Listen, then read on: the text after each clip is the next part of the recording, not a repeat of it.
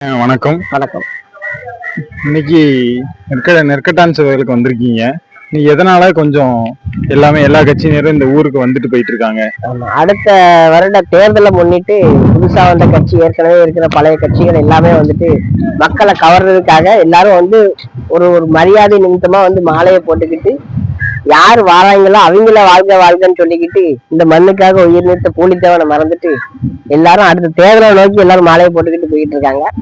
நெற்கட்டான் செவல் திருநெல்வேலி மாவட்டம் 350 ஆண்டுகளுக்கு முன்னாடி வெள்ளைக்காரனை வெளியேறு அப்படின்னு சொல்லி முதல்ல போர் செஞ்ச ஒரு மாவீரன், ஒரு மாமன்னன் காத்தப்ப புலித்தேவன். அவனுடைய அந்த சீமை செழிப்பான ஒரு நகரமா இருந்துச்சு அந்த காலத்துல. ஆனா இப்ப குடிக்க தண்ணி கூட இல்லாத ஒரு நிலையில தான் இந்த நிலம் இப்ப இருக்கு. இன்னைக்கு மட்டும் அமைச்சர்கள் வராங்க, மந்திரிகள் வராங்கன்னு சொல்லி இந்த ஊரை வந்துட்டு கொஞ்சம் நினைக்கிட்டு எல்லாம் பண்ணிருக்காங்க. திராவிடர்கள் ஆட்சிக்கு கீழே தான் தமிழர்கள் வாழ்ந்துகிட்டு இருக்கிறதுனால நம்மளுடைய வரலாறு இருட்டடிப்பு செய்யப்படுது. நல்லா பாத்தீங்கன்னா அந்த போர்ட்லயே உங்களுக்கு தெரியும். இன்னொன்னு கேட்கணுமே உங்ககிட்ட, இந்த ஊருடைய பேர் வந்து நெற்கட்டான் செவ்வையல் அப்படின்னு சொல்லிட்டு வரலாற்றால சொல்லப்படுது. பேச்சு வழக்குல நெற்கட்டான் செவல், பேச்சு வழக்கு நெற்கட்டான் செவல் தான் சொல்லுவாங்க. ஆனா இந்த ஊர் இப்ப பாத்தீங்கன்னு வச்சுக்கோங்களேன், நெல்கட்டும் செவல் அப்படின்னு இருக்கு. இது வரலாற்று மாறுது இல்ல? மாறதான். இது அங்க ஆங்கிலேயர்கள் ஆட்சி இருந்த வரைக்கும் நெற்கட்டான் செவல் அப்படின்னா அவனே அழைச்சான். ஆங்கிலேயனே பதிவு பண்ணது நெற்கட்டான் செவல் பூலித்தேவன் தான் அப்படின்னா பதிவு செஞ்சான். ஆனா இந்த திராவிடர்கள் கையில ஆட்சி போனதுக்கு அப்புறம் இந்த நெற்கட்டான் செவலுடைய பொருளே வந்துட்டு வரி கட்டாத நெல்லை கூட வரியாக கட்ட முடியாது என்று சொன்ன பூலித்தேவன் சொன்னனால நெற்கட்டான் செவல், நெல்லையே தர முடியாது அப்படின்ட்டாங்க. அதனால நெற்கட்டான் செவல். அத இந்த திராவிட அரசு நெற்கட்டும் செவல் அப்படின்னா உங்களுக்கு பொருள் உங்களுக்கே புரியும். வரிய கொடுத்துக்கிட்டோம், அதனால நெல்லை கட்டிக்கிட்டோம், அதனால நெற்கட்டும் செவல். ஒரு மானத்துக்காக தன் ராஜ்யத்தையே இழந்து, தன் வாரிசையே இழந்து, தன் கோட்டையே இழந்து இந்த மறவர் சமூகம் இந்த தென் மண்டலத்துல அனைத்து சாதிகளையும் பூலித்தேவனை வந்துட்டு இன்னைக்கு ஒரு சாதி மட்டும்தான் கொண்டாடுது. ஆனா எல்லா சாதி கட்சி தலைவரும் வந்து மாலை போடுவாங்க. ஆனா அன்னைக்கே பூலித்தேவன் பறையனையும் ஆதி தமிழரையும் அருந்ததியர் ஒண்டி வீரன் உட்பட ஒரு தெலுங்கர் தான். ஆனாலும் அவருக்கு ஒரு தளபதி பொறுப்பை கொடுத்து எல்லா ஆசாரி கோனார்ல இருந்து எல்லாரும் தான் அந்த நாட்டு விடுதலைக்காக பூலித்தேவன் படை கட்டி போராடினாங்க வெள்ளைக்காரனை எதிர்த்து. இப்பதான் தனித்தனியா சாதிய தலைவர்களால இந்த மறவர் குடி தனித்தனியா பிரிஞ்சு சாதிய தலைவராக பூலித்தேவன் மாற்றப்பட்டார். இன்னொன்னு, இந்த திராவிட கட்சியில் இத்தனை ஆண்டு காலம் ஆடுது. அதுவும் இல்லாம இப்போ தற்போதைக்கு திமுக வந்து 4 ஆண்டுகள் ஆச்சு. ஆமா, ஆட்சிக்கு வந்து 4 ஆண்டுகள் ஆச்சு. 4 ஆண்டுகள்ல எதற்கு இந்த பேரை இன்னும், அதாவது பேரை மாத்த சொல்லல, இருக்கிற பேரை கூட ஏன் வைக்காம பேரை மாத்தி வச்சிருக்காங்க? இப்ப உங்களுக்கு பின்னாடி இருக்க பதாகையில கூட பாத்தீங்கன்னா நெல்கட்டும் செவலும் தான் இருக்கு. ஆமா, அது ஏன் மாத்தாம இருக்காங்க? எதுக்காக மாத்தல? என்ன காரணம்? திராவிடர்கள் எதுக்கு இதை மாத்தாம இருக்காங்க, திராவிட கட்சியினர்? ஏன்னா அவன் தான் இந்த பேர் மாற்றத்தை கொண்டு வர்றதே அவன் தான். நெற்கட்டான் செவல் அப்படிங்கல அங்க ஃபுல்லா நெல்லாதானே இருந்திருக்கணும் ஒரு காலத்துல. இப்ப ஃபுல்லா பாத்தீங்கன்னா நெல் இல்லை. ஏன்னா விவசாயத்தை விட்டு மக்கள் வெளியேறிட்டாங்க. அதுக்குண்டான நீர் பாசனங்கள் எதுவுமே இல்லை. இதே பூலித்தேவன் காலத்துல கேரளாவில இருந்து தண்ணி வராம இருந்திருக்காது. கேரளா எல்லைக்குள்ள நானும் நடமாடிப்பேன், அவனும் உள்ள வந்திருப்பான், எல்லாமே அப்படி இருந்திருக்கு. இன்னைக்கு தனித்தனியா நாடு கட்டி போகும்போது இந்த திராவிடன் கையில, அடுத்து தெலுங்கர் பிறமொழியாளன் கையில நம்ம ஆட்சி போயிட்டதுனால நம்ம சொந்த நாட்டு தமிழ் தலைவர்களை மறைச்சிட்டு விஜயநகர பேரரசு வழி வந்த பாஞ்சாலங்குறிச்சி. ஆமா, இன்னும் உங்கள்கிட்ட கேட்கணும்னு நினைச்சேன். இப்ப நானுமே நிறைய இடத்துல வந்து பார்த்திருக்கிறேன். என்னன்னா, பாஞ்சாலங்குறிச்சி இத்தனை கிலோமீட்டரு, பாஞ்சாலங்குறிச்சி இத்தனை கிலோமீட்டர்னு ஒரு 4-5, எனக்கு தெரிஞ்சு ஒரு 2-3 இடத்துல இந்த பேரை வச்சு பார்த்திருக்கேன். ஆனா அதே காலகட்டத்துல போராடியவர் தான் நம்மளுடைய பாட்டனார். அதை விட முந்தைய காலகட்டத்துல போராடினவர் நம்மளுடைய பாட்டனார் பூலித்தேவன். ஆனா அவருடைய ஊர் பெயரை போட்டு நெற்கட்டான் செவல் இத்தனை கிலோமீட்டர், நெற்கட்டான் செவல் இத்தனை கிலோமீட்டர் இல்ல. ஆனா பாஞ்சாலங்குறிச்சியை மட்டும் வச்சிருக்க காரணம் நீங்களே அந்த மேல பாருங்களேன். அதான் நம்ம ரோட்ல கூட வந்து சங்கரன் கோயில்ல இருந்து இங்க வர்ற வரைக்கும் நெற்கட்டான் செவல்னு ஒரு போர்டு இல்ல. மறவர் சமூகம் நல்லா புரிஞ்சுக்கங்க, நெற்கட்டான் செவல்னு ஒரு போர்டு இல்ல. தமிழர்களும் நல்லா புரிஞ்சுக்காங்க. ஏன்னா நம்ம தனித்தனியா சாதியா பிரிஞ்சதுனாலதான் பாஞ்சாலங்குறிச்சி எல்லாம் இதுல போர்டு போட்டுக்கிட்டு தெலுங்கு மன்னர்களை மட்டும் காமிச்சிருவோமா? ஆமா, 104 கிலோமீட்டருக்கு எதுக்கு இங்கே போட்டிருக்காங்க? அதான் தேவையில்லாதது. அதனால ஒற்றுமை இல்லாமல் நல்லா புரிஞ்சுக்கணும். பூலித்தேவனுக்கு சிலை இருக்கு, இங்க மட்டும்தான் கோட்டை இருக்கு. இல்ல என்ன சொன்னீங்க, இந்த இந்த ஊர்ல மட்டும்தான், இந்த ஊர்ல மட்டும்தான் பூலித்தேவனுக்கு சிலை இருக்கு. வேற தமிழ்நாட்டுல வேற எந்த இடத்துலயுமே கிடையாது. தமிழகத்துல இந்தியாவிலேயே வேற எங்கேயும் சிலை கிடையாது. இது மிகப்பெரிய வரலாற்று. ஆமா, ஏன்னா முதல் சுதந்திர போராட்ட வீரர் எப்படி ஒரு தமிழனா இருக்கலாம், அந்த ஒரு கேள்வி இங்க வருது. வீர சிவாஜி 8 நாட்கள்ல தான் வெள்ளைக்காரனை சண்டை போட்டிருக்கான். ஆனா மருதுபாண்டி 8 மாதம் தொடர்ச்சியா சண்டை போட்டிருக்கான். அப்ப அவனை நீங்க வந்துட்டு வரலாற்றுல சேர்க்காம வீர சிவாஜியை உள்ள திணிக்கிறது இந்தியா. இந்த விஜயநகர பேரரசையும் கட்டபொம்ம நாயக்கரையும் திணிக்கிறது திராவிடம்.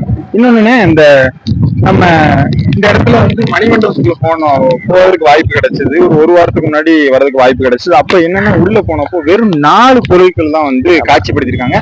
இன்னொன்னு என்னன்னா, சாதாரணமா ஒரு லைட்டு சுவிட்ச் இருக்குல்ல, அதை ஆன் பண்ணா கூட அந்த இடத்துல கரண்ட் சப்ளை கூட இல்லாம வச்சிருக்காங்க. ஆனா இதே பாஞ்சாலங்குறிச்சி அந்த கட்டபொம்மன் அவருடைய இடத்துக்கு போனாவோ வெளியே வந்து ஒரு டிக்கெட் கொடுத்து வந்து வசூலிச்சு உள்ள லைட் செட்டிங் எல்லாம் போட்டு உள்ள ஒரு பெண் அதிகாரி இருந்து அந்த இடத்தெல்லாம் பாதுகாத்துட்டு அந்த அளவுக்கு பராமரிப்போட வச்சிருக்காங்க. நம்மளுடைய பாட்டனார் பூலித்தேவன் அவருடைய கோட்டையை எதுக்கு பராமரிப்பு இல்லாம இன்னமும் இருக்கு? காரணம் என்ன? இந்த அரசு ஏன் அப்படி வச்சிருக்காங்க?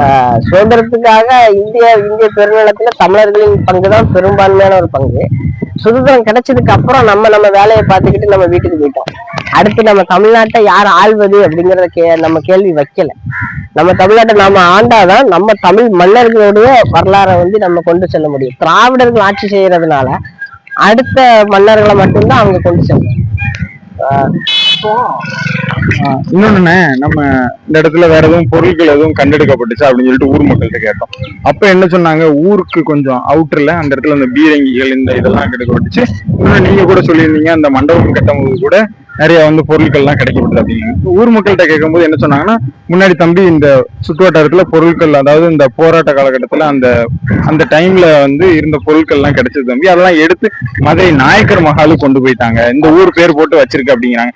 இங்க எடுக்கப்பட்ட பொருள் இந்த இடத்துல காட்சிப்படுத்தினாதானே மக்களுக்கு தெரியும். ஆனா இவங்க அங்க கொண்டு போய் வச்சிருக்காங்க. காரணம் என்ன? வரலாற்று அழிப்பு தான். இப்ப நம்ம கண்ணு கூடாவே பாக்குறோம். பல மலைகளை நொறுக்கி கேரளாவுக்கு ஏற்றுமதி பண்ணி கொண்டு போறாங்க. தென்காசியிலேயே பல குவாரிகள் நடத்துறாங்க. நம்ம கண்ணு முன்னாடியே நடக்குது. ஒரு சின்ன சந்தேகம் குறிக்கிறது மன்னிக்கணும். என்னன்னா, நெற்கட்டான் செவ்வையல் ஒரு பிடி மண்ணை கூட ஒரு பிடி நெல்லை கூட வரியா கொடுக்க முடியாதுங்கிற மண்ணில இருந்து மலையை அடிச்சு உடைச்சு நொறுக்கி எல்லாம் வெளி மாநிலத்துக்கு எடுத்துட்டு போயிட்டு இருக்காங்க. தமிழர்கள் ஏன் இன்னமும் வெளிப்படையாம இருக்காங்க? இந்த சாதிய ஒற்றுமை, குடி ஒற்றுமை இல்லாமதான். நம்ம தீரன் சின்னமலைய பாட்டனா பாக்குறோம், காமராஜரை தாத்தாவா பாக்குறோம், முத்துராமலிங்க தேவரையும் தாத்தாவா பாக்குறோம், வஉசியையும் தாத்தாவா பாக்குறோம். அனைவருமே வந்துட்டு இந்த ஊர் இந்த மண் விடுதலைக்காக போராடினவன். இன்னைக்கு கோனேரி கோல் கோட்டையை வந்து தேசிங்கராஜா கோட்டைன்னு எழுதி வச்சுட்டான். அதுக்கு வந்து போராடுறது நம்ம தமிழ் சமூகம் அனைத்தும் ஒண்ணு கூடணும். அது கோனார் கோட்டை தானே, தேவமாருக்கு எதுக்கு தேவையா? அது கோனார் கோட்டை தானே, பல்லர்களுக்கு என்ன தேவையா? இப்படி போக போக நம் சொந்த இனத்தை நம்ம அழிச்சு கொண்டே இருக்கோம். அப்ப நாளைக்கு ஒரு பல்லர், ஒரு பறையர், ஒரு ஆதித்தமிழருடைய கோட்டையை வந்துட்டு இந்த மாதிரி வேற ஒரு மராட்டிய மன்னனுக்கு எழுதி வச்சாங்கன்னா மிச்ச கோனாரும் தேவரும் உனக்கு வரமாட்டான். செந்தமிழ் சீமானவர்கள் தான் அந்த தமிழ் மன்னர்களுடைய வரலாற்றை மீட்சி கொண்டு வந்துட்டு இருக்காரு. நம்ம அடையாளத்தை நம்ம விட்டு கொடுக்க கூடாதுன்னு நினைக்கிறோம். இந்த திராவிட கட்சிகளை ஒழிக்காம என் மொழி தெரியாதவன் என் வழி தெரிய மாட்டான். அதனால நம்ம மொழி தெரிஞ்சவனை, நம்ம தாய்மொழியில் உள்ளவனை தான் தமிழ்நாட்டை ஆள விடணும். இன்னொன்னு, நம்மளுடைய பாட்டனார் பூலித்தேவன் அவர்களை பற்றி, அவர்களுடைய வரலாற்றை பற்றி நாம் தமிழர் கட்சி தான் தொடர்ந்து பேசு. பாட்டன் பூலித்தேவன் அவர்களை மட்டுமில்ல, நம்மளுடைய தமிழ் முன்னோர்கள் அனைவரின் வரலாற்றை பற்றி நாம் தமிழர் கட்சி தான் பேசுது தவிர வேற எந்த கட்சியும் பேச மாட்டேங்குது. திராவிட கட்சிகளும் தேசிய கட்சிகளும் எதுவும் பேச மாட்டேங்குது. காரணம் என்ன? அவர்களுக்கு அந்த முத்துராமலிங்க தேவரை தாண்டி போக மாட்டாங்க. மருதுபாண்டியும் பேச மாட்டாங்க, வெள்ளநாச்சியாரையும் பேச மாட்டாங்க. அப்படி நிறைய பேரை நம்ம கண்ணத்திலேயே வந்து அம்பலகாரர் ஒருத்தர் இருந்தார், அவரை பத்தி பேச மாட்டாங்க. நிறைய பேரு இருக்கு அப்படி. அதுல இருட்டடிப்பு செஞ்சப்பட்டவர் தான் பூலித்தேவர். ஏன்னா கட்டபொம்மை, வீரபாண்டிய கட்டபொம்மை ஒரு நாயக்க மன்னன், அவனை தூக்குல போட்டுட்டாங்க, சரி.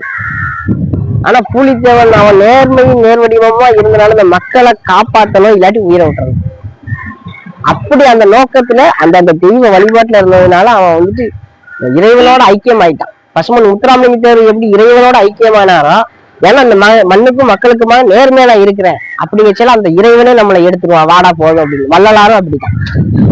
மிச்சம் யாருமே தூக்குல தொங்கினவங்க எல்லாருமே வந்துட்டு அந்த அளவுக்கு இப்போ அவங்களதான் பெரிய மணிமண்டபம் வச்சு அவங்களுக்கு தான் பெரிய மாலையை போட்டுக்கிட்டு அந்த தெலுங்கு மல்லேரியர் அந்த அவங்களுடைய பெருமையை நிலைநாட்டிட்டு போறாங்க. இன்னொன்னு இந்த நெற்கட்டும் செவல் இருக்கு, இதுக்கு வரலாற்று பெயரான நெற்கட்டான் செவ்வாயில் என்ற பெயரையே திருப்பி இந்த ஊருக்கு வைக்கணும் அப்படின்னு சொல்லிட்டு நீங்க கோரிக்கை வைக்கீங்களா, இல்ல கோரிக்கை வச்சாதான் இந்த அரசு நடத்துமா, இல்ல நீங்க நாம் தமிழர் கட்சியினர் ஆட்சிக்கு வந்ததுக்கு அப்புறம் தான் இது மாற்றப்படுமா, எப்படி உங்களுடைய கருத்து என்ன?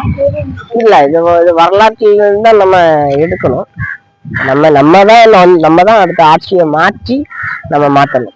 இந்த அரசு இந்த பேரை மாற்றும்னா அதாவது வரலாற்று பேரையே வைக்குமா, இல்ல திருப்பி இந்த நெல்கட்டும் செவல் தான் இந்த பேர் இருக்குமா, இந்த அரசு எதுவும் மாற்றதுக்கு வாய்ப்பு இருக்குமா? இந்த அரசு கண்டிப்பா மாற்றாது.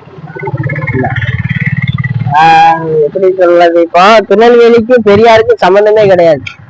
ஆனா பெரியார் பேருந்து நிலையம் தான் திருநெல்வேலி மாவட்டத்துல இருக்கு.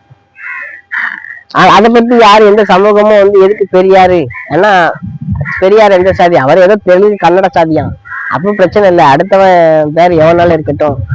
வாவுசி பேர் வச்சேன்னா எனக்கு நான் சண்டை போட்டுருவேன், இல்ல பிள்ளைமார் பேர் வச்சுன்னா நான் சண்டை போட்டுருவேன், தேவர் பேர் வச்சுன்னா நான் சண்டை போடுவேன், கோனார் பேர் வச்சுன்னா நான் சண்டை போடுவேன். இப்படி நம்ம தமிழ் சாதி ஒற்றுமை இல்லாமதுனாலதான் அடுத்த தலைவர்கள் நமக்கு தந்தை ஆவறான், தாத்தன் ஆவறான், இப்படி போய்கிட்டு இருக்கு.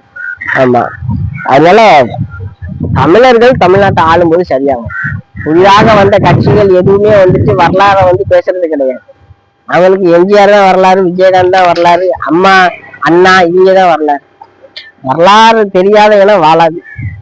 இந்த பேரை மாத்துறதுக்கு நாம் தமிழ இங்க ஆட்சி பண்ணாதான் நம்ம தான் கொண்டு வர முடியும். இன்னொன்னு நாம் தமிழர் கட்சியினோட ஒரு கட்சியோட ஒருங்கிணைப்பாளர் ஆண்டாண்டு அதாவது வருஷம் வந்து நம்மளுடைய பாட்டனாருக்கு மாலை அணிவித்துட்டு செல்வார். இன்றைக்கு அதே மாதிரி அப்ப அடுத்த வருஷம் தேர்தல் வேற வருது.